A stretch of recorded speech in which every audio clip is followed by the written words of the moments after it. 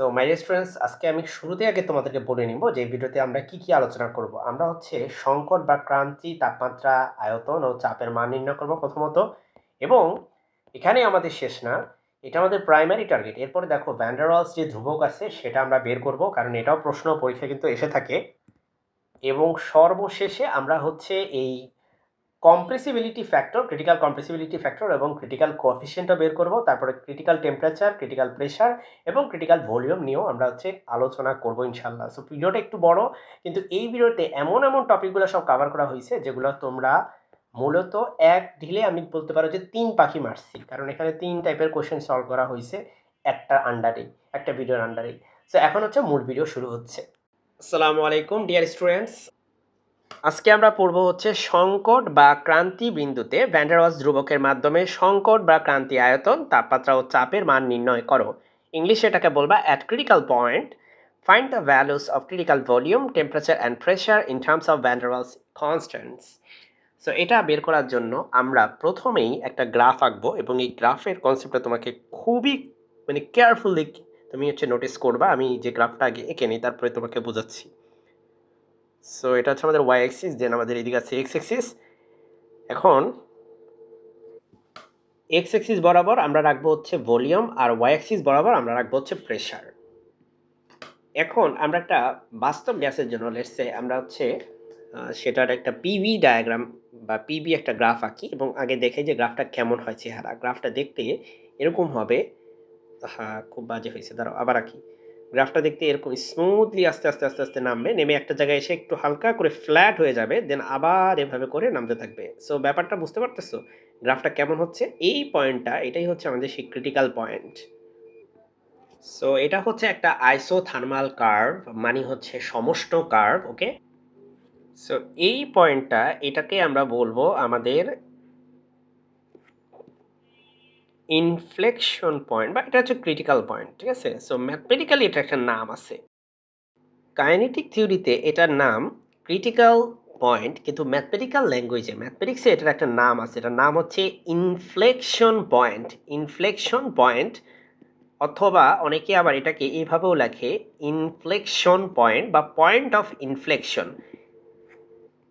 এখন তুমি আমাকে বলতে পারো, স্যার আমি ইনফ্লেকশন পয়েন্ট বুঝি না, আমাকে একটু বুঝায় বলেন। এটা হচ্ছে তোমার একদিকে থাকবে উত্তল, আর একদিকে থাকবে অবতল। সো এই পয়েন্টটা হচ্ছে সেটাকে ডিভাইড করবে উত্তল অবতল পার্টকে। ঠিক আছে, ইংলিশ আমরা বলি কনভেক্স, মানে উত্তল পার্টকে অবতল পার্ট দ্বারা হচ্ছে তোমার কনকেভ দ্বারা হচ্ছে আলাদা করা হবে। সো উপরের দিকে দেখো যে পার্টটা যাচ্ছে সেটা একরকম এই দিকে, আর এটা দেখো অন্যদিকে বেঁকে যাচ্ছে, এবং এরা দুইজন হচ্ছে কোনো একটা পয়েন্টে কানেক্টেড হবে, যেটা হচ্ছে আমরা বলি ইনফ্লেকশন পয়েন্ট। ঠিক আছে, সো এখন এখানে এই ইনফ্লেকশন পয়েন্টের একটা একটা সুন্দর একটা বৈশিষ্ট্য হচ্ছে এটা সেকেন্ড ডেরিভেটিভ সবসময় হচ্ছে শূন্য হবে। সেকেন্ড ডেরিভেটিভের যে ভ্যালু এই পয়েন্টে, সেটা হচ্ছে সবসময় জিরো হবে। ওকে, তাহলে তুমি যদি আমাকে বলো স্যার তাহলে কি ফার্স্ট ডেরিভেটিভ জিরো হবে? Not necessarily. ইনফ্লেকশন পয়েন্ট হইলেই ফার্স্ট ডেরিভেটিভ জিরো হয় না। ফার্স্ট ডেরিভেটিভ সেখানে জিরো হতে পারে, গ্রেটার দ্যান জিরো হতে পারে, ইনফ্যাক্ট সেটা লেস দ্যান জিরো হতে পারে। সো ফার্স্ট ডেরিভেটিভ চেঞ্জ হতে পারে, এক একটা এক এক হিসাব আর কি। সো ইনফ্লেকশন পয়েন্ট কেমনে চিনবা? সোজা কথা ভাই, এরকম থাকবে, এভাবে করে একটা কার্ভ এভাবে বেঁকে আসবে, এখানে এসে দেখো একটা ডিফারেন্ট সাইড থেকে বাঁকবে। ঠিক আছে, সো উত্তল অবতল পাশ থাকবে এখানে, এবং মাঝখানে যে পয়েন্টটাতে তারা হচ্ছে ইন্টারসেক্ট করছে বা তারা হচ্ছে তাদের দিক পরিবর্তন করছে, সেটা হচ্ছে তোমার এই ইনফ্লেকশন পয়েন্ট ম্যাথমেটিক্সের ল্যাঙ্গুয়েজে। সো ইনফ্লেকশন পয়েন্টে আমি যেটা বললাম যে আমাদের গ্রাফের তোমার ফার্স্ট ডেরিভেটিভের মান নট নেসেসারিলি জিরো হবে, কিন্তু আমাদের এই ক্ষেত্রে ঠিকই জিরো হবে। এর পিছনে একটা কারণ হচ্ছে এই বিন্দুটা একটু স্টেশনারি বিন্দু। একটু খেয়াল করো, এটার ডান পাশে আর একটু বাম পাশে মনে হচ্ছে যেন গ্রাফটা একটু থেমে গেছে, তাই না? যদি এরকম শার্প হইতো, লাইক এভাবে এসে একদম এভাবে চলে যেত, তাহলে এই পয়েন্টটা, এটা কিন্তু স্টেশনারি পয়েন্ট তুমি বলতে পারতা না। কিন্তু আমাদের এই কেসে দেখো গ্রাফটা ঠিক এখানে আসার আগে মনে হয় এই জায়গাটা, আশেপাশের জায়গাটা একটু থেমে গিয়ে তারপরে সে তার দিক পরিবর্তন করছে। এই জন্য আমরা এখানে ফার্স্ট ডেরিভেটিভও এখানে হচ্ছে শূন্য পাবো আর কি। ঠিক আছে, so first derivative D Y by D X, আর আমাদের এখানে ওয়াই বরাবর আছে কে? ওয়াই বরাবর আছে পি, আর এক্স বরাবর আছে হচ্ছে ভি। সো বেসিক্যালি আমাদের ফার্স্ট ডেরিভেটিভ যেহেতু শূন্য, তার মানে ডিপি বাই ডিভি হচ্ছে জিরো। আর সেকেন্ড ডেরিভেটিভ আমি শুরুতেই বলেছি যে এটাও হচ্ছে ইনফ্লেকশন পয়েন্টের একটা বৈশিষ্ট্যই হচ্ছে এখানে এই পয়েন্টটাতে সেকেন্ড ডেরিভেটিভও শূন্য হয়। সো সেকেন্ড ডেরিভেটিভ তো শূন্য হবে, এটা তার বৈশিষ্ট্য, বাট ফার্স্ট ডেরিভেটিভ শূন্য হবে এটা নেসেসারি না, বাট আমাদের এই কন্ডিশনে দেখতে পাচ্ছি এখানে কিন্তু ফার্স্ট ডেরিভেটিভ শূন্য। তো আমরা এই কথাটা কিন্তু দেখো লিখে নিছি যে এই যে পিভিক যে গ্রাফটা, সেখানে আমাদের যে সি বিন্দু, সেই সি বিন্দুতে এটা ডিফারেন্সিয়াল জ্যামিতির ভাষায় এই পয়েন্টটা ইনফ্লেকশন বিন্দু, সুতরাং এটা সেকেন্ড ডেরিভেটিভ হচ্ছে শূন্য। আর সি বিন্দুটা এখানে একটু স্টেশনারি বিন্দু, আমরা আরও লিখছি যে সি বিন্দুটি একটি স্টেশনারি বিন্দু হওয়ায় এখানে ফার্স্ট ডেরিভেটিভ হচ্ছে শূন্য। সো ডিপি বাই ডিভি এটা হচ্ছে শূন্য হবে। বাই দা একটা কথা বলি, অনেকে কিন্তু এটাকে তোমার এই ফর্মেটে লেখে, মানে আংশিক অন্তরীকরণের আকারে লেখে, যেটা আরও মোর অ্যাকুরেট। এবার এবার আমাদের মেইন যে ক্যালকুলেশন সেটা শুরু হবে হচ্ছে তোমার ভ্যান ডার ওয়ালস ইকুয়েশন থেকে। তো চলো আমরা ভ্যান ডার ওয়ালস ইকুয়েশনটা তুলে নেই। এখন ভ্যান ডার ওয়ালসের সমীকরণ হতে পাই এভাবে, লেখো ভ্যান ডার ওয়ালসের, আমি পজ করে পুরোটা লিখে ফেলি চলো। তো আমি 1 মোল গ্যাসের জন্য ভ্যান ডার ওয়ালসের ইকুয়েশনটা লিখে ফেলছি এখানে। এবার চলো আমরা এটাকে একটু সাজিয়ে লিখি। আমরা এই P plus A by V square এটাকে রেখে দিব, আর আর টির নিচে আমরা হচ্ছে এই জিনিসটাকে দিয়ে দিব। So V minus capital V minus small V. Okay, এবার আমরা এখান থেকে পি বের করব। সো পি ইকাল টু আমরা লিখতে পারি R T divided by V minus V, আর এ বাই ভি স্কোয়ার এটাকে আমরা ওই পাশে গেলে তো মাইনাস হয়ে যাবে। সো এটাকে আমরা let's call it equation number 1। Okay okay, so equation number 1 দিয়ে দিছি। এবার আমরা দেখো এখানে প্রথম একবার ডিফারেন্সিয়েশন করব, দেন আবার ডিফারেন্সিয়েশন করব। কারণটা অবভিয়াস, বিকজ দুইটা ডিফারেন্সিয়েশনের ভ্যালু কিন্তু 0। সো এখান থেকে আমরা কিছু একটা কাজ করতে পারবো আর কি। বেসিক্যালি আমাদের যেটা টার্গেট আলটিমেটলি সেটা আমরা এখান থেকে বের করতে পারবো। এখানে একটা কাজ করি, আমরা এখানে আংশিক অন্তরীকরণ দিয়ে লিখি। আমার মনে হয় অনেকে কম কনফিউজড হবা, তাই না? এখানে আমরা তো আসলে আংশিক অন্তরীকরণ করব। সো আংশিক অন্তরীকরণ দিয়ে লেখাটাই মনে হয় যুক্তিযুক্ত আমার কাছে মনে হচ্ছে, মানে অবশ্যই বেশি কারেক্ট, ম্যাথমেটিক্যালি তো বেশি কারেক্ট। সো দেখো এখন আমরা এই পিকে দুইবার ডিফারেন্সিয়েশন করবো, যেটা আমি বললাম। সো লেখো যে 1 নং সমীকরণকে 1 নংকে ভি এর রেসপেক্টে করতে হবে, কিন্তু খেয়াল রাখো এই যে ভি কিন্তু নিচে আছে। সো ভি এর রেসপেক্টে দুইবার ডিফারেন্সিয়েশন করো। ভি মানে আয়তনের সাপেক্ষে অন্তরীকরণ করে পাই, তবে আংশিক অন্তরীকরণ হবে এটা। সুতরাং বাম পাশে আমাদের হবে হচ্ছে del P by del V, আর এখানে তো আরটি হচ্ছে কনস্ট্যান্ট। সো আর একটা কনস্ট্যান্ট, টি তো কনস্ট্যান্ট ধরে নিছি, কারণ আংশিক অন্তরীকরণ করলে ভি ছাড়া বাকি এই যে ভি কিন্তু শুধুমাত্র পিকে ডিফারেন্সিয়েশন করবে, বাকিটা কিন্তু আসলে কনস্ট্যান্ট আংশিক অন্তরীকরণের বেলা, এগুলো তোমরা জানো। সো আমরা এখানে কোন সূত্র ইউজ করতেছি একটু জাস্ট বলি তোমাকে। সো এটা হচ্ছে D del del V 1/v minus V, এটা হচ্ছে ওই যে তোমার যে formula del del x 1/x, এই ফর্মুলাটা তোমরা সবাই জানো যে এটা হচ্ছে -1/x স্কোয়ার, সেইটাই আমরা হচ্ছে এখানে অ্যাপ্লাই করব। সো এই মাইনাসটাকে এখানে আমরা লিখব ডিভাইডেড বাই, দেখো এই জিনিসটা কিন্তু আমরা এক্স হিসাবে বিবেচনা করতেছি এখানে। সো আমাদের এক্স হচ্ছে এখানে ভি মাইনাস বি স্কোয়ার, ব্যাস, হোপফুলি বুঝতে পারতেছো। এবার আংশিক অন্তরীকরণ করবা, তারপর এবার ভি এর সাপেক্ষে কিন্তু তুমি এই ভি মাইনাস বি এরও করতে হবে। তুমি প্রথমে পুরোটার করছো, দেন এই ভিতরটারও করতে হবে ডিফারেন্সিয়েশন। আর ভিতরটা করলে দেখো ভি এর রেসপেক্টে ভি হয়ে যাবে 1, আর ভি এর রেসপেক্টে এই স্মল বিটা এটা হচ্ছে যাবে 0 হয়ে যাবে। সো বেসিক্যালি আমাদের এটা জিনিসটা পুরোটা 1 হবে। সো এটা লেখা না লেখা একই কথা, সো এই পার্টটা আমরা বাদ দিয়ে দিব। সো আমাদের প্রথম যে ডিফারেন্সিয়েশন সেটার কিন্তু একটা পাশ কিন্তু শেষ। এবার দেখো এই বাকি পার্টটা যদি তুমি ডিফারেন্সিয়েশন করো, এটা হচ্ছে ডেল ডেল এক্স 1/x স্কোয়ারের ফর্মুলা, যেটা হচ্ছে মূলত -2/x⁻³ হবে, রাইট? সরি, হ্যাঁ, না ঠিকই বলছি, রাইট, -2/x⁻³ হবে। সো এটা যদি আমি এখানে অ্যাপ্লাই করি, আমার অলরেডি একটা মাইনাস আছে, তো সো মাইনাসে মাইনাসে এটা প্লাস হয়ে যাবে। প্লাস এই 2টা তুমি এখানে লেখো 2, আর একটা এ তো কনস্ট্যান্ট গেটিস হিসেবে আসেই, এটাকে লিখে ফেলো। আর এই ভি স্কোয়ার আর এক্স স্কোয়ার তো একই জিনিস রেজেম্বল করে, সো এখানে এক্স কিউবের জায়গায় হবে হচ্ছে ভি কিউব। তো ভাই ডিফারেন্সিয়েশন তো তোমার পারা উচিত, ঠিক আছে? এগুলো আমি বিশ্বাস করি তুমি পারো। এগুলো যদি না পারো, দুর্বল হও তুমি, তাহলে কিন্তু আসলে এইসবের খেলা জমে উঠবে না।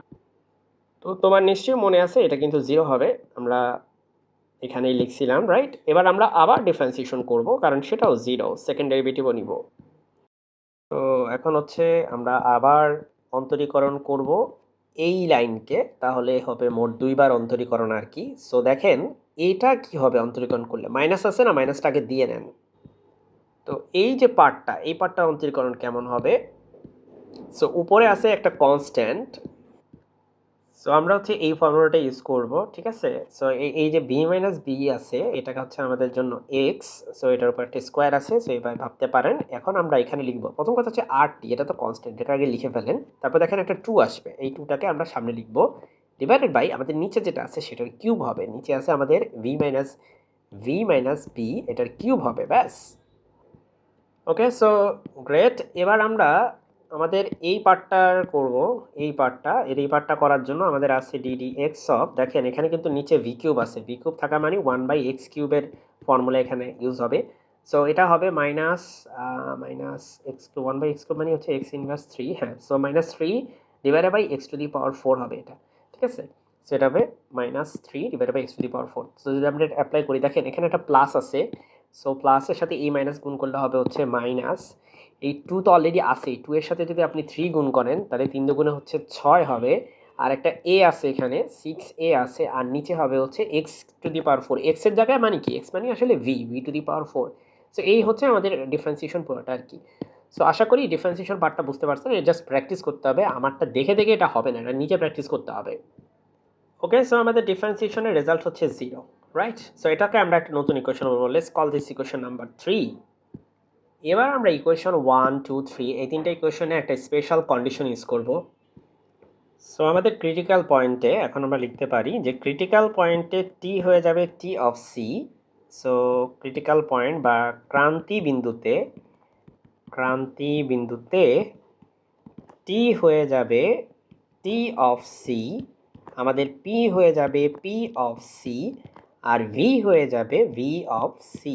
মানে এটা হচ্ছে critical volume, critical pressure, critical temperature. So 1 number ইকুয়েশনকে আমি হচ্ছে সেভাবে মডিফাই করব, আমি যেখানে যেখানে দেখব হচ্ছে পি, সেখানে লিখব P of C, V of C, এখানে লিখব ভি অফ সি। সো এই কাজগুলো আমরা এই তিনটা ইকুয়েশনের মধ্যেই এখন করব, ঠিক আছে। সো আমি 1 নাম্বার ইকুয়েশনটা কপি করে নিব, এর কারণ হচ্ছে আমি 1 নাম্বার ইকুয়েশনে জাস্ট সিম্পলি এটা বসাই দিব। তো আমি লিখব কি জানেন, আমি লিখব হচ্ছে 1 নং হতে, এইভাবে লিখব। এই প্রথমে ইকুয়েশনটা লিখলাম, হ্যাঁ। তারপর লিখব এখানে উপরে লিখে দিলাম যে 1 নং হতে কি, যেখানে ওই যে বললাম পি আছে সেখানে পি অফ সি, যেখানে এটা হবে ভি অফ সি, এটা হবে ভি অফ সি, আর এটা হবে টি অফ সি। তো আজকের ভিডিও শেষের দিকে আমি আসলে এগুলো নিয়ে আলোচনা করবো, এগুলোর সংজ্ঞা নিয়ে, আসলে ক্রিটিক্যাল প্রেশার, ক্রিটিক্যাল টেম্পারেচার এগুলো কি, ঠিক আছে। এটা আসলে শুরুতে বলা দরকার ছিল, সরি সেটা ভুলে গিয়েছিলাম। তো সিমিলারলি আমরা 2 নম্বর ইকুয়েশন থেকেও কিছু জিনিস পাবো। সো আমরা লিখবো 2 নং হতে দেখেন আপনার ইকুয়েশনটাকে তুলে ফেলেন তাইলেই হয়েছে। ইকুয়েশনটা হচ্ছে এটা, তাই না, এই ইকুয়েশনটা। ওকে, সো ইকুয়েশনটা আমি তুলে এখানে বসাবো, আর সব জায়গায় এই যে বললাম না রিপ্লেস করবো। আচ্ছা, রাইট সাইডে কিন্তু 0 ছিল, so I hope you remember that. So right সাইডে আমার ছিল 0, সো আমি এখানে 0 লিখলাম। সো টি হয়ে যাবে টি অফ সি, ভি হয়ে যাবে ভি অফ সি, আর তো এখানে কিছু নাই, সো এটাই। এটাকে একটু সাজাইলে আমরা দেখেন এই জিনিসটা যদি আমরা এদিকে নিয়ে যাই তাহলে কিন্তু এটা ইকুয়াল টু এটা বলা যায়, তাই না, মাইনাস যেহেতু আছে, সো এটা ইকুয়াল টু এটা বলা যায়। সো আমরা এখানে লিখতে পারি R into T of C divided by V of C minus B whole square equal to হচ্ছে 2a divided by V of C cube. তো এটা আমাদের আরেকটা ইকুয়েশন। ওকে, এই ইকুয়েশনগুলোর নাম দেওয়া উচিত। Let's say this is equation number 4, this is equation number 5। So equation 4 and then equation number 5। Okay, এবার আমরা 3 নম্বর সমীকরণ নিয়ে কাজ করব। 3 নং হতে দেখেন 3 নং সমীকরণটা আমরা আবারও কপি পেস্ট মেকানিজমে চলে যাব। এই হচ্ছে আমাদের 3 নম্বর সমীকরণ, এটা আমরা জাস্ট সিম্পলি কপি করব এখানে। ওকে, সো আমরা এখানে ওই যে ভি এর জায়গায় ভি অফ সি, টি এর জায়গায় T of C, and then V এর জায়গায় ভি অফ সি বসাবো। এরপরে দেখেন এই দুইটাতে কিন্তু মাইনাস আছে, সো আমরা সেখানে একটা কাজ করতে পারি। ওকে, সো আমাদের একটা ভুল হয়েছে, এখানে দুইটা মাইনাস থাকার কোনো কারণ নেই, এটা প্লাস হবে। আমরা এটা একটু ঠিক করে ফেলি, ফর্মুলা ভুল ইউজ করছিলাম। এটা 1/x² কি বলছিলাম ঠিকই, -2/x³ ছিল না, মাইনাস তো ছিল, এই মাইনাস আর মাইনাসে মিলে প্লাস হবে না এখানে বলেন, এটা তো প্লাস হবে, আমি এটা মাইনাস লিখে রাখছি কেন। সো প্লাস হবে, তারপরেই না এই যে x³ হবে। তো যাই হোক, এগুলো আমরা ঠিক করে ফেলছি, এখন হোপফুলি বুঝতে পারতেছেন যে এই যে ভুলটা করছি এরকম ভুল আপনারা কইরেন না, তাহলে কিন্তু পরীক্ষায় গিয়ে লাস্টে মিলাইতে পারবেন না। এখন আমি পারছি কারণ আমি আসলে জানি অলরেডি যেটা এভাবে মিলবে, এটা এরকম হওয়ার কথা না, বিকজ আমার প্র্যাকটিস আছে। সো এখন লেফট সাইড রাইট সাইডের গেম খেলি। সো এটাকে আমরা লেফট সাইডে রেখে ওই পার্টটাকে আমরা হচ্ছে রাইট সাইডে নিয়ে যাব। রাইট সাইডে নিয়ে গেলে আমাদের এরকম একটা এক্সপ্রেশন আসবে, এটাকে আমরা লিখব ইকুয়েশন নাম্বার 6। তো এখন আমরা ইকুয়েশন নাম্বার 5কে 6 দ্বারা ডিভাইড করব। বুঝতে পারছেন, এই 5কে ইকুয়েশন নাম্বার 6 দ্বারা ডিভাইড করব। তো লেখেন এখানে এখন এখন 5 নংকে 6 নং দ্বারা ভাগ করে 6 নং দ্বারা ভাগ করে। তো যাই হোক, আমি ভাই 5 নম্বর যে জিনিসটা আছে না, এটারে আগে তুলে ফেলি, একদম হুবহু কপি করব, কপি পেস্টে যাব আর কি। আপনি হচ্ছে তুলে ফেলবেন প্রপার ওয়েতে। সো 5 নম্বরটা আমি তুললাম, আমি দেন হচ্ছে কপি করলাম। Okay great. দেন আমি এটাকে ডিভাইড করলাম এই যে 6 নম্বরের বাম পাশ দিয়া, 6 নম্বরের বাম পাশটা কপি করলাম, এখানে দেন পেস্ট করলাম। ওকে দেন আমরা 5 নম্বরের যে রাইট হ্যান্ড সাইডে আছে 2a divided by V C, 2a divided by V of C to the power cube. আর আমাদের 6 নম্বরের রাইট সাইডে আছে 6a divided by V C to the power 4। So যদি একটু কেয়ারফুলি অবজার্ভ করেন, এটা আর এটা কিন্তু কাটা যায়, একটা 2 কিন্তু নিচে থাকে, আর এটা আর এটা কাটা গেলে একটা ভি সি মাইনাস বি এটা কিন্তু উপরে চলে যায়, এই জিনিসটা কিন্তু উপরে চলে যায়। সো আমাদের লেফট হ্যান্ড সাইডটা হবে হচ্ছে V of C minus B divided by 2। আর রাইট সাইডে দেখেন এটা দিয়ে এটা কাইটা দিলে একটা ভি অফ সি কিন্তু বেঁচে থাকে, যেটা কিন্তু আবার উপরে চলে যায়, ঠিক আছে। সো এটা ভি অফ সি, এটা একটা উপরে চলে গেল। আর আমাদের এ কাটা যাবে, 2 আর 6 কাটা যাবে। সো বেসিক্যালি নিচে একটা 3 থাকবে আর কি, ঠিক আছে। সো এটা নিচে একটা 3 থাকবে। এই ধরনের ক্যালকুলেশন পারবেন, এগুলো আসলে বুঝে আর সময় নষ্ট করার কোনো কারণ নাই, তাই করতেছিও না। ওকে সো এবার হচ্ছে আমরা আর গুণন করব, এই 3 এর সাথে আমরা এটাকে গুণ করব, 3 এর সাথে এটাকে গুণ করলে এটা হয়ে যাবে হচ্ছে 3 of V of C minus 3 of B. আর এই 2 রে হচ্ছে এদিকে গুণ করলে এটা হবে 2 অফ ভি অফ সি। তো দেখেন এটা থেকে এটা যদি বাদ দেন একটা ভি অফ সি থাকে, আর ওই পাশে চলে যায় হচ্ছে এই 3b। সো আমাদের একটা কিন্তু অ্যান্সার পাওয়া গেছে, আমরা ক্রিটিক্যাল ভলিউমের যে সূত্র সেটা কিন্তু ডেরাইভ করে ফেলছি। ওকে সো ক্রিটিক্যাল ভলিউম বের হয়ে গেছে, এখন আমরা ক্রিটিক্যাল টেম্পারেচার বের করব। সেই জন্য আমরা এই ভি অফ সি এর মানটা এটা আমরা সাবস্টিটিউট করব হচ্ছে 5 নম্বর সমীকরণে। সো 5 নম্বর সমীকরণে চলে যাই। এই দেখো 5 নম্বর সমীকরণ হচ্ছে এটা, এই সমীকরণে আমরা ভি অফ সি এর মানটা বসাবো। সো আমি পুরো সমীকরণটা তুলে নিলাম, তুলে আমরা এখানে কপি পেস্ট করতেছি। আমরা যেখানে দেখব ভি অফ সি সেখানে আমরা বসিয়ে দিব 3b, এই যেখান থেকে 3b বসিয়ে দিব। Okay so V of C দেখলেই আমরা 3b বসাবো, চলো। সো আর আচ্ছা একটা কাজ করি, আমরা এখানে কেন বসাবো, আমরা তো এই ইকুয়েশনেই বসানো উচিত আমাদের, ঠিক আছে। কারণ 5 নম্বর তো আমি আরেকবার লেখার কোনো কারণ নাই। Okay so V of C এর জায়গায় আমি 3b বসাইলাম, আবার এখানে একটা ভি অফ সি আছে, তো এইটারও হচ্ছে আমরা রিমুভ করি, চলো এটারে রিমুভ করে দূরে সরাই এখানে হচ্ছে আমরা একটা 3b বসাইলাম। ওকে সো ভালো কথা। এবার কি হবে আমাদের, এখানে দেখো 3b থেকে একটা বি বাদ গেলে হয় দুইটা বি এর উপর স্কোয়ার থাকলে এটা হবে 4b স্কোয়ার, আর এখানে হবে R of T of R into T of C. আর আমাদের রাইট সাইডে আছে 2a ডিভাইডেড বাই, এখানে আছে দেখো 3 এর উপর কিউব মানে হচ্ছে 27। সো 27 বি টু দি পাওয়ার 3। এবার ভাই একটু ক্যালকুলেশন করে আমরা এখান থেকে টি অফ সি বের করে ফেলতে পারবো। দেখো টি অফ সি এর জন্য আমি এক কাজ করি, আমি সবগুলোকে ডান পাশে নিয়ে যাই। সো আমার এখানে আছে 2 ইন্টু এ, দেন এ পাশে থাকা 4b স্কোয়ারকে আমি এদিকে নিয়ে যাব। সো এটা হবে 4b স্কোয়ার, আর আমার নিচে অলরেডি আছে 27b কিউব, আর এদিকে থাকা আরকে আমরা রাইট সাইডে নিয়ে গেলে সেটা চলে যাবে নিচে। সো এবার একটু ক্যালকুলেশন করা হালকা পাতলা ক্যালকুলেশন করলে এখানে দেখো 4 দুগুণে হচ্ছে 8, সেটা হবে 8 এ। আর দেখো এই বি আর বি স্কোয়ার কাটা গেলে নিচে একটা বি থাকে, বুঝতে পারছো। সো নিচে বি থাকলে হবে 27b ইন্টু আর, ব্যাস এটা হচ্ছে আমাদের আরও একটা ফর্মুলা যেটা আমাদের ডেরাইভ করা দরকার ছিল। সেটা কিসের জন্য, সেটা হচ্ছে ক্রিটিক্যাল টেম্পারেচারের জন্য। অনেক সময় পরীক্ষায় শুধুমাত্র ক্রিটিক্যাল টেম্পারেচার তোমাকে বের করতে বলতে পারে, শুধুমাত্র ক্রিটিক্যাল ভলিউম তোমাকে বের করতে বলতে পারে।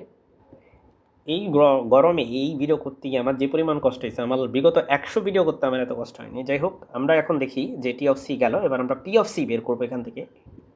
তো আমরা যে দুইটা মান বের করছি, একটা হচ্ছে ভি অফ সি বের করছি, আর একটা হচ্ছে টি অফ সি বের করছি। এই দুইটা মান আমি 4 নম্বর সমীকরণে এখন বসাবো। ও সো আমি এটা লিখে রাখছি, আচ্ছা এখানে একটা ভুলও করছি, হ্যাঁ পি অফ সি লিখছি রাইট, এখানে হবে হচ্ছে এটা V of C not T of C. Okay so এটা হবে হচ্ছে 4 নং সমীকরণে ভি অফ সি এবং টি অফ সি বসিয়ে পাই। সো চলো 4 নম্বর সমীকরণের কাছে চলে যাই। 4 নম্বর সমীকরণটা আমরা কপি পেস্ট করব। 4 নম্বর সমীকরণটা নিলাম, কপি করলাম, এটা আবার এখানে পেস্ট করবো আবার।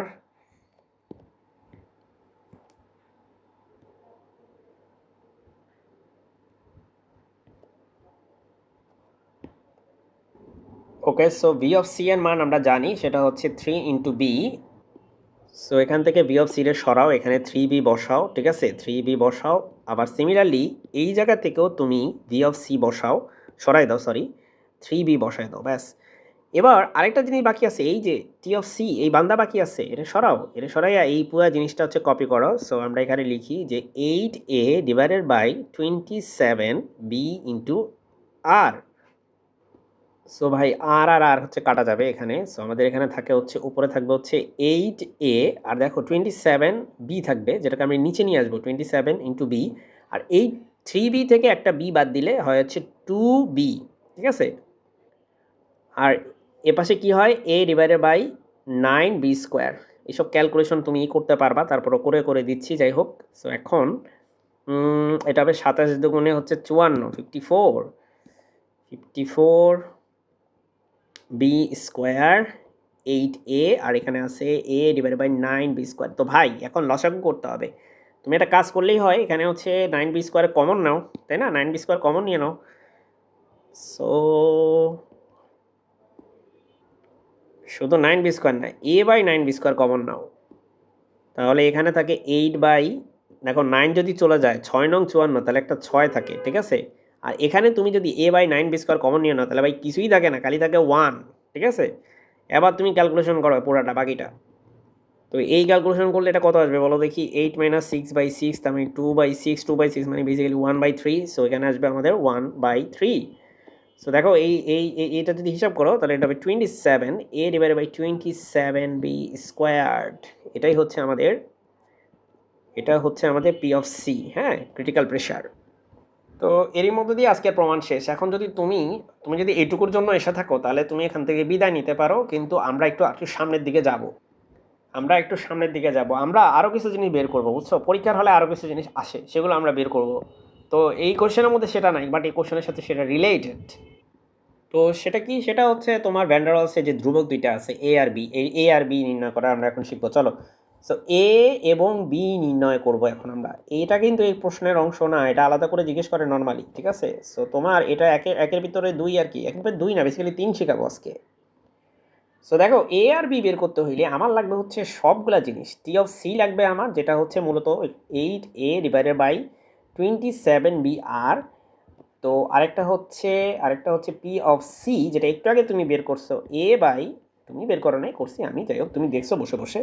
তো যাই হোক এই দুইটা আমরা কিন্তু মুখস্থ রাখবো, কারণ আছে শোনো, যদি সরাসরি বলে যে এ এবং বি বের করো, মানে ভ্যান ডার ওয়ালসের ধ্রুবকগুলো বের করো, সেক্ষেত্রে তুমি দেখবা কত মার্কের প্রশ্ন। যদি সেটা 6 মার্কের কোশ্চেন আসে, তাহলে ভাই এই আল্লাহর নাম নিয়ে এটা প্রমাণ শুরু করে দিবা, ঠিক আছে, একদম শুরু থেকে, এখান থেকে শুরু হবে প্রমাণ। আর যদি দেখো যে সেটা 4 মার্কের আসে বা 3 মার্কের আসে, তাহলে তুমি জাস্ট আমি এখন যেতটুকু করব সেইটুকু করলেই হবে, তুমি লিখবা আমরা জানি, এখান থেকে শুরু করে দিবা, বুঝছো। তো বুঝতে পারতেছো কথাটা, যে কোথা থেকে শুরু করবা এটা ডিপেন্ড করে কত মার্কের প্রশ্ন সেটার উপর। তো যাই হোক, এখন আমরা এখান থেকে এ বাই বি বের করবো, এই যে এই জায়গা থেকে পি অফ সি থেকে এ বাই বি বের করবো নাকি, ও না না না, আমরা হচ্ছে টি অফ সি থেকে বের করলে বেশি সুবিধা হবে, কারণ এখানে এ আছে এখানে বি আছে। চলো আমরা এখান থেকে বের করি, এখান থেকে, ও ওকে, এক সেকেন্ড। সো একটা কাজ করি, আমরা এটাকে নিচে লিখি, এটাকে উপরে নিয়ে যাই, চলো। হে আমার পি এর দেখো এই লেসটা কিন্তু রয়ে গেছে পি এর, ওকে। সো এইভাবে নিলাম, ওকে। এখন এখান থেকে ভাই আমি লিখবো এ বাই বি। দেখো এ বাই বি মানে হচ্ছে এই বি গায়েব। সো আমার কাছে থাকে কি 27 থাকে, আর থাকে 27, আর এটার সাথে গুণ হবে। সো আমি পাবো 27 R into T of C divided by 8। So এই হচ্ছে আমাদের এ বাই বি, ঠিক আছে, যেটা আমরা কোথা থেকে পাইলাম, এখান থেকে পাইলাম, বুঝছো কিন্তু ব্যাপারটা। আমরা এখানে এবং লিখি, এবং। সো এখন এই পি অফ সি থেকেও কিছু একটা জিনিস বের করা যাবে, সেটা কি এ বাই বি স্কোয়ার বের করা যাবে এখান থেকে, যাবে না, অবশ্যই যাবে, রাইট। সো একটা কাজ করলে কেমন হয়, এই বান্দারে একেবারে এখানে রাখারই দরকার নেই, এটা সরাও, একেবারে দূরে সরাও, এরে তুমি নাও এখানে রাখো, এবং দিয়ে পরে লেখো এটাকে, অথবা পি অফ সিরেই তুমি আগে বের করো না, সমস্যা নেই, এটা বের করলেই হয়েছে, ঠিক আছে। আমি তো মুখস্থ করে আসি না ভাই, বুঝা লিখতেছি, তুমিও বুঝা লিখবা, ঠিক আছে। So A by B square equal হবে হচ্ছে basically 27 into P of C. So এটাকে ইকুয়েশন 1 আর 2 বলবা, 1 2 বলতে পারবা না, কারণ এখানে তোমার একটা কাহিনী আছে, আমরা 1 2 অলরেডি ইউজ করে ফেলছি, এই যেখানে 6 পর্যন্ত ইউজ করছি, তাহলে let's call it 7, equation number 7 and then 8, okay. So এটা হচ্ছে 7 আর এটা হচ্ছে 8। তো 7 রে এখন আমরা 8 দিয়ে ভাগ করব, বুঝতে পারছো? তো লেখো 7 কে 8 দ্বারা ভাগ করে, 7 কে 8 দ্বারা ভাগ করে, 8 দ্বারা ভাগ করে করলে আমরা বি এর মান পাবো। 8 দ্বারা ভাগ করলে কি হবে আমাদের দেখি তো। আমরা এখানে দেখতে পাচ্ছি যে আমাদের 7 নম্বরে আছে a বাই বি আর 8 নম্বরে আছে a by B square, so এটা হবে a by B square. Great. 7 নম্বরে আমাদের লেফট হ্যান্ড সাইডে আছে এই হিউজ জিনিসটা, সেটা হচ্ছে 27 r into T of C divided by 8। আমাদের 8 নম্বরে আছে 27 পি অফ সি। ওকে, এখন ভাই দেখো এ বাই বি আর এটাকে লেখা যায় বি স্কোয়ার বাই এ, উল্টায় যাবে এগুলো সব, তাই না? 27 R T of C divide by 8 into এটা, ওয়েল এটা গুণ আর লেখার দরকার নেই, কারণ এটা হচ্ছে 27 অফ পি অফ সি এর সাথে জাস্ট গুণ আকারে আছে, ব্যাস। তো এইটু কাটাকাটি করলে আমরা এখানে পাবো হচ্ছে, এগুলো সব কাটা যাবে সব, তাহলে থাকবে ভাই একটা বি থাকে, ঠিক আছে? সো এখানে আবার একটা বি, আর এদিকে দেখো 27 কাটা, আমাদের থাকে হচ্ছে R into T of C divided by 8 into P of C. So এই হইল আমার কাঙ্ক্ষিত বি এর মান। এটা একটা ভ্যান ডার ওয়ালস ধ্রুবক, এটা মনে রাখবা, ঠিক আছে? সো এটার একটা মান আমরা বের করেছি। ওকে, এখন আরেকটা বাকি আছে, সেটা হচ্ছে এ এর মান বের করার জন্য আমরা এই বি এর মানটাকে সাবস্টিটিউট করব। কোথায় সাবস্টিটিউট করা যায়? এখানে সাবস্টিটিউট করে দিলেই তো হয়, তাই না? ইকুয়েশন নাম্বার 7-এ সাবস্টিটিউট করে দিই, চলো। সো আমরা লিখি যে বি এর মান, এখন বি এর মান হচ্ছে 7 নংয়ে সাবস্টিটিউট করে বি এর মান 7 নংয়ে বসিয়ে, বি এর মান 7 নং বসিয়ে, তো ভাই 7 নম্বরটা জাস্ট কপি পেস্ট করো, ব্যাস। 7 নম্বরটা কপি পেস্ট করো, এখানে বসায় দাও। আমরা এখান থেকে সহজেই তোমার এ এর মান বের করতে পারবো যদি আমি বি এর মান সাবস্টিটিউট করতে পারি। এখন একটা জিনিস খেয়াল করো ভাই, একটা জিনিস খেয়াল করো, এর রাখো, এখানে রাখো, এই বির ওইদিকে সাপ্লাই দাও না। 27 R T of C divided by 8 into B, তাই না? এই বি এর মানটা এখান থেকে নাও, সিম্পলি কপি করো বি এর মানটা, ব্যাস। সো বি এর মানটা এখানে কপি করো, আমি বি রে এখন সরাই দেবো, বুঝছো? সো দেখো এই বি রে এখান থেকে সরাও, বি এর জায়গায় তুমি এটা বসাও, বুঝছো? দেন বি রে হচ্ছে ডিলিট করো, বুঝছো? জাস্ট রিপ্লেসমেন্ট, প্রতিস্থাপন। আচ্ছা, এবার কাটাছেঁড়া করা যায় মনে কিছু, তাই না? দেখি তো কী কী করা যায় কাটাছেঁড়া। এই হাই হাই, কিছুই তো কাটাছেঁড়া করা যায় না। আর আর আর আর স্কোয়ার হবে, টি অফ সেটা তো সর্বনাশ, দেখতে চেহারা স্বরূপ তো খুবই ভয়ঙ্কর হয়ে গেছে। 27 R square T of C whole square divided by 8 আর 8 গুণ করলে হবে 64, 64 ইন্টু পি অফ সি। তো এটা হচ্ছে আমাদের এ এর মান, ব্যাস। এটাই হচ্ছে আমাদের ইকুয়েশন। আশা করি বুঝতে পেরেছো কীভাবে এটা পাইছি আমরা। এখন এই পাজলের ফাইনাল পিসটা মিলাবো আমরা, সেটা হচ্ছে আমরা ক্রিটিক্যাল কোএফিসিয়েন্ট বের করব। আরেকটা টার্ম আছে আমাদের, সেটা হচ্ছে ক্রিটিক্যাল কম্প্রেসিবিলিটি ফ্যাক্টর, ঠিক আছে? সো যাই হোক, আমাদের পরীক্ষায় কিন্তু এটাও জিজ্ঞেস করে, এই জন্য আর কি আমি এগুলো পড়াচ্ছি। ক্রিটিক্যাল কম্প্রেসিবিলিটি ফ্যাক্টর, এটার ভাই বাংলা কী হবে এটা আমি জানি না। ক্রিটিক্যাল, ধরেন যে ক্রান্তি, কম্প্রেসিবিলিটি মানে হচ্ছে সংকোচনযোগ্য, মেবি, আই ডোন্ট নো। আর ফ্যাক্টর মানে গুণাঙ্ক, সো ক্রান্তি সংকোচনযোগ্য গুণাঙ্ক, সামথিং লাইক দ্যাট, এরকম কিছু একটা হওয়ার কথা। যাই হোক, তো এটা হচ্ছে আমরা জেড অফ সি দ্বারা প্রকাশ করি এবং এটাকে আমরা ক্যালকুলেট করি P of C into V of C divided by R into T of C. Okay, so এখন ভাই এই মানগুলো সব বসায় দেন, তখন আমরা করছি, রাইট? এখন আমি আপনাকে বলি, আপনার যদি পরীক্ষায় আসে ক্রিটিক্যাল কম্প্রেসিবিলিটি ফ্যাক্টর এবং আপনি কীভাবে বের করবেন, যদি দেখেন ভাই 6 মার্কের আসছে, তাহলে ভাই আল্লাহর নাম ধইরা আবার প্রমাণটা কইরা ফেলান। আর যদি দেখেন যে ভাই 2 মার্ক বা 4 মার্কে আসছে, সো এরকম কিন্তু আমাদের প্রশ্ন আসতো 2 মার্কে আসতো, তো সেক্ষেত্রে আপনি লেখেন যে আমরা জানি পি অফ সি এত, ভি অফ সি এত, টি অফ সি এত, তারপরে জাস্ট মানগুলো বসিয়ে দেন, ঠিক আছে? সো রিয়েলি ডিপেন্ডস অন কত মার্কের কোয়েশ্চেনের উপর এটা আসলে করা হয়েছে, সেটার উপর ডিপেন্ড করে। তো যাই হোক, এত কথা না বাড়ি, আমরা এখন মানগুলো বসিয়ে দিব। পি অফ সি এর মান আমরা এখান থেকে নিয়ে নিব, ঠিক আছে? পি অফ সি, এই যে এখানে আমাদের পি অফ সি আছে, টি অফ সি আছে, কই গেল, এই যে টি অফ সি আছে। সো আমি হচ্ছে বসিয়ে দিই, তারপরে আপনাদের সাথে কথা বলি আবার। ওকে, সো সুন্দর মতো মানগুলো বসায় দিছি, পি অফ সি এর মান, ভি অফ সি এর মান জাস্ট উপর থেকে নিয়ে বসিয়ে দিছি, আর কিছু না, ঠিক আছে? আমি চাই না যে ওগুলো দেখায় সময় নষ্ট করতে। সো এখন যদি ভাই একটু কাটাছেড়া করেন, এগুলো আপনারা এক্সপার্ট, পারবেন, ঠিক আছে? তো কাটাছেড়া করলে এটার মান হবে 3/8, আর 3/8 একটু ক্যালকুলেট হিসাব করে দেখেন তো কত হয়। সো এটার মান আসছে 0.375, ঠিক আছে?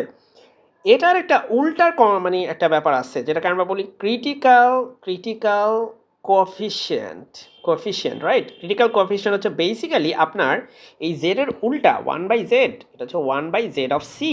ওকে, সো তার মানে এই জিনিসটার উল্টা হবে, বেসিক্যালি এটা হবে হচ্ছে তার মানে R of T of C divided by V P of C into V of C. So এটা বেসিক্যালি হবে এই জিনিসটার উল্টা। আপনি এই পুরো ক্যালকুলেশনটা করে দেখাবেন স্যারদেরকে, আমি আর সেটা করলাম না, আমি জাস্ট লিখবো 8/3। 8/3 আপনি যদি ক্যালকুলেট করেন একটা ক্যালকুলেটার দিয়ে, এটা হবে 2.667, দ্যাটস ইট।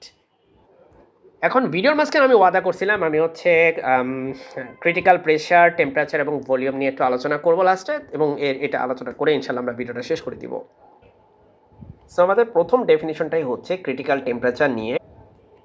আমাদের এগুলো একটু ইংলিশে লেখা আছে, বাট আমি এটা বাংলায় তর্জমা করবো, don't worry. The maximum temperature at which a gas can be liquefied by applying pressure. বলতে চাচ্ছে যে ভাই, একটা গ্যাসকে একটা গ্যাসকে আপনি চাপ প্রয়োগ করলে কি হয় বলেন তো?